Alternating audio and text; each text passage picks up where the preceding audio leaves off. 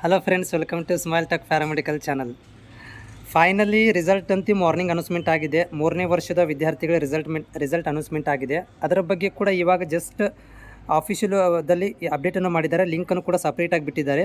ಆಮೇಲೆ final year ವಿದ್ಯಾರ್ಥಿಗಳಿಗೆ ಒಂದು ನೋಟಿಫಿಕೇಷನ್ ಕೂಡ ಇಶ್ಯೂ ಮಾಡಿದ್ದಾರೆ. ಅದರಲ್ಲಿ ಏನಿದೆ ಅಂತ ಮಾಹಿತಿಯನ್ನು ಕೊಡ್ತೀನಿ, ವಿಡಿಯೋ ಪೂರ್ತಿಯಾಗಿ ನೋಡಿ.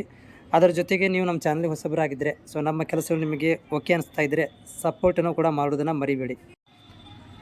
ಸೊ ಇಲ್ಲಿ ನೋಟಿಫಿಕೇಷನ್ ಏನು ಕೊಟ್ಟಿದ್ದಾರೆ ಅಂತಂದರೆ, copy of marks card. So ಹಾಗೆ ಪ್ರೊವಿಷನಲ್ ಮಾರ್ಕ್ಸ್ ಕಾರ್ಡ್ಗಳನ್ನು ನಾವು ಆನ್ಲೈನಲ್ಲಿ ಬಿಟ್ಟಿದ್ದೀವಿ. ಈಗೇನು ರಿಸಲ್ಟ್ ಬರ್ತಾಯಿದೆ ಇದು ಪ್ರೊವಿಷನಲ್ ಮಾರ್ಕ್ಸ್ ಕಾರ್ಡು.